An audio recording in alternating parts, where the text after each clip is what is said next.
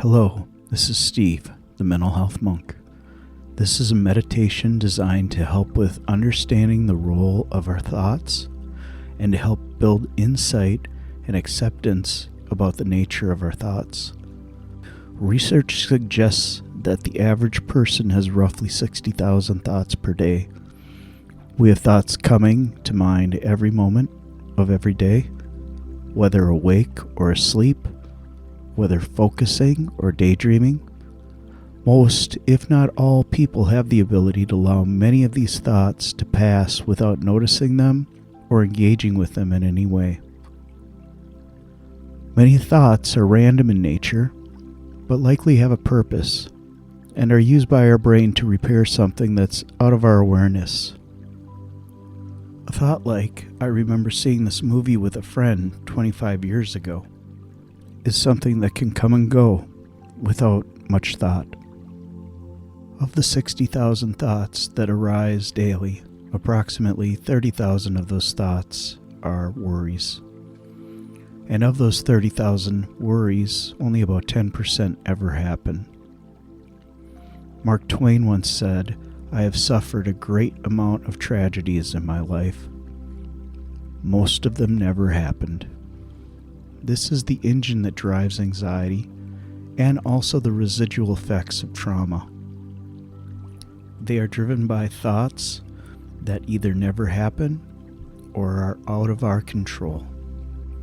Thoughts arise from the past, present, and future, and most of the time doing meditation, we're focused exclusively on the present experience and allowing all of the other thoughts to pass.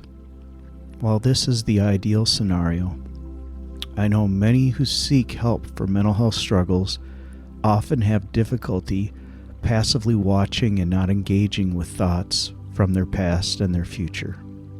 Our brain is a problem-solving machine that is constantly working on identifying problems, assessing risks, and finding solutions. This occurs whether we are conscious of it or not. It also is constantly working to heal emotional pain, manage memories, and keep us safe.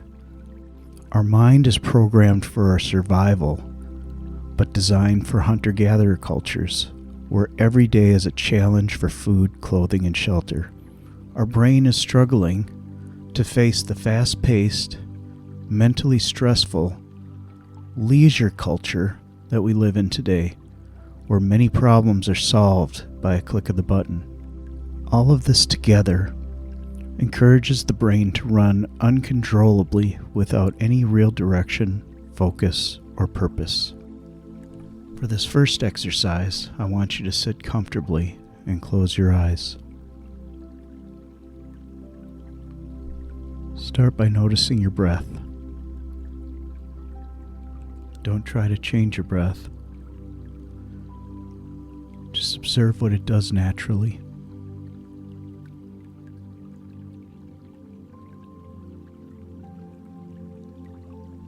Now allow yourself to look at your thoughts from a distance.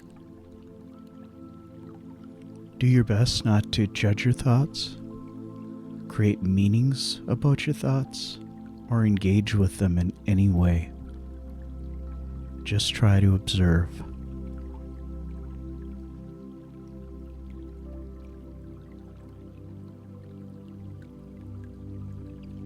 You'll find that there are thoughts that tend to pull in our engagement.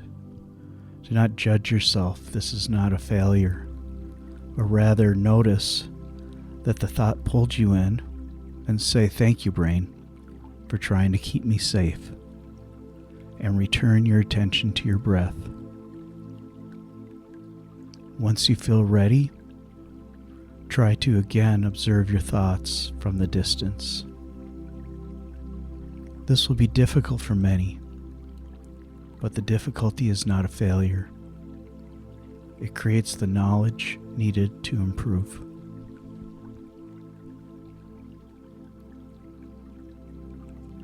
As you're watching your thoughts, do you see the amount of thoughts increasing or decreasing, or maybe even staying the same?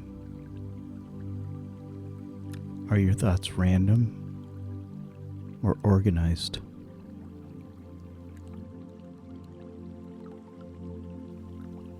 Let's take a couple minutes to see the nature of your thoughts.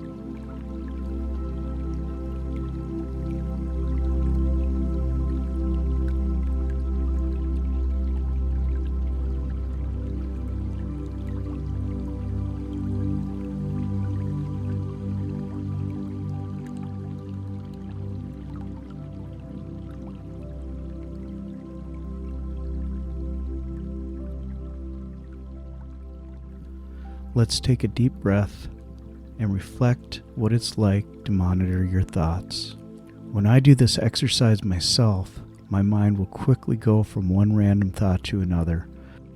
I may go from, did I remember to shut the garage door when I left home this morning, to I can't wait to see my friend this weekend, to a memory of being in 6th grade speech class and accidentally saying something embarrassing and the entire class laughed.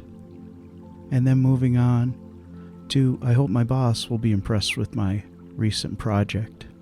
As you can see, none of the thoughts have anything to do with what I was doing at the time.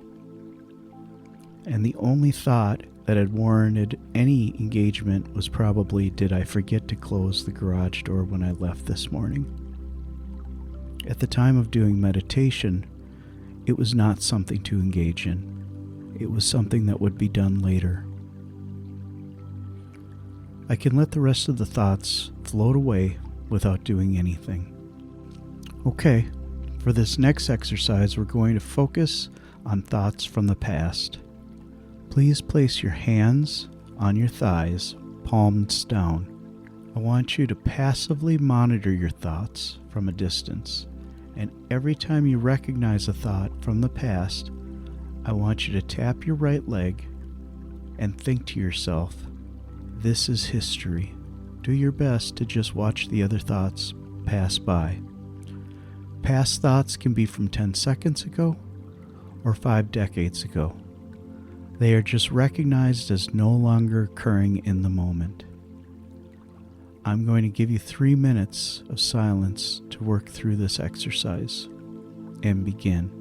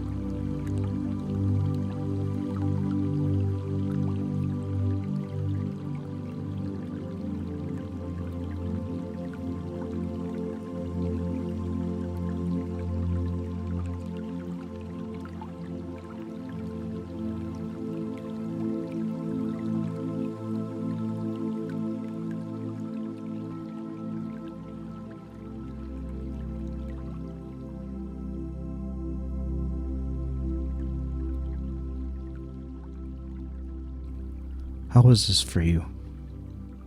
Many find that the finger starts tapping faster and faster as we suddenly notice how often we have memories from the past. Did you find that any of these thoughts impacted you physically or emotionally?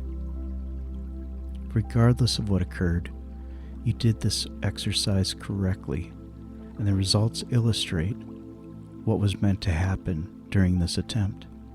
Do not judge how you did on the exercise, but use the experience to learn about yourself and the nature of your thoughts. For this next exercise, we're going to do something similar, but this time, focus on the thoughts from the future. As you passively monitor your thoughts, notice when you recognize a thought from the future. When this occurs, tap your left leg with your left index finger and think to yourself, this is a fantasy that may not happen. Any thought that has not happened is a fantasy, no matter how likely it is to occur. I can have the thought, I'm going to take another breath after this one, and that is a fantasy that very likely will happen. It needs very little attention to ensure it happens. Until we take the next breath, it is a fantasy of what could happen in the future. When we do this, we are acknowledging that there are circumstances where it would not happen, and focusing the attention on the present moment, all fantasies are completely out of our control. Identifying this acknowledges that we live every moment with a level of risk of something either happening or not happening to us in the future. So as you look at what's classified as a fantasy, whether it's 1 second or 1,000 years in the future, the thought is always considered a fantasy until it occurs. I'm going to give you 3 minutes of silence to work through this exercise and begin.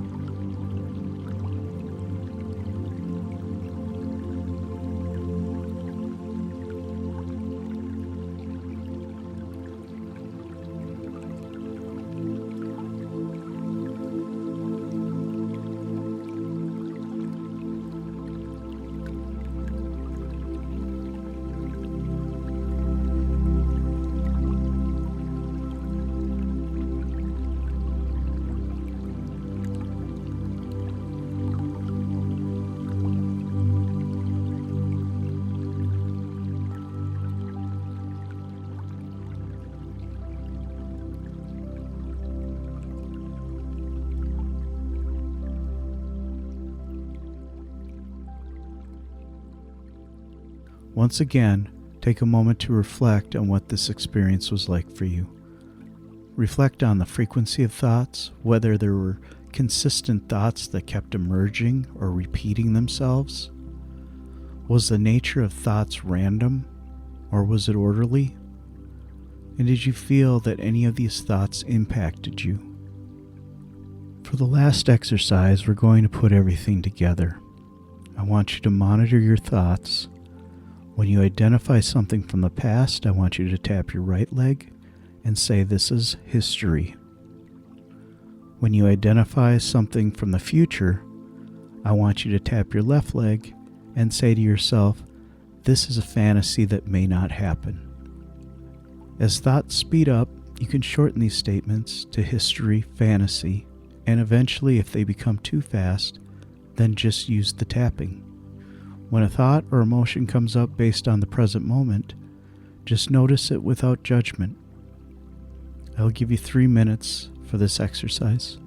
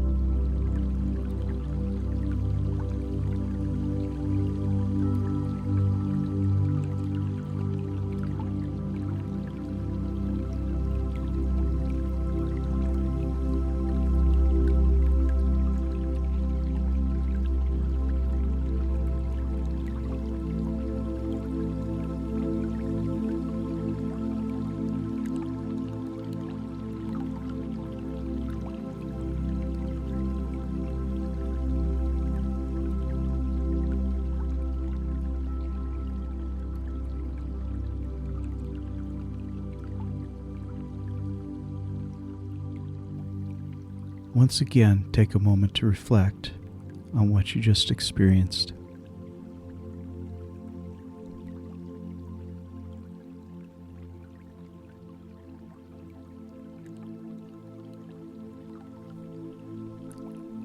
Now open your eyes.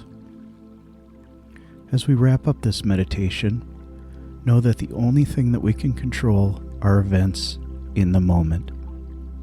We can modulate risks for events in the future, but we can't prevent them from happening altogether. We can learn to approach the world differently based on our past, but we cannot change the past or the memories that we have of it.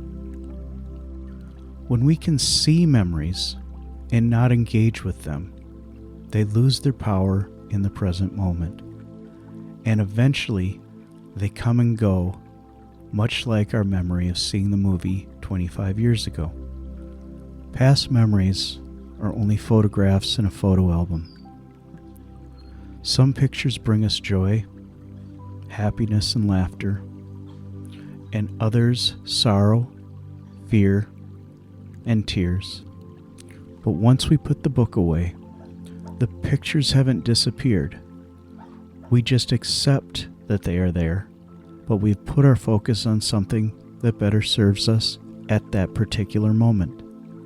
Sometimes random pictures come into our memory, but if we just see them, they disappear from our mind as fast as they arose. Ultimately, the goal is to focus on the present moment and build that through mindfulness practice. In the present moment, we can have the greatest influence on our experience. Thank you for joining me today. This is Steve, the Mental Health Monk, wishing you a great day.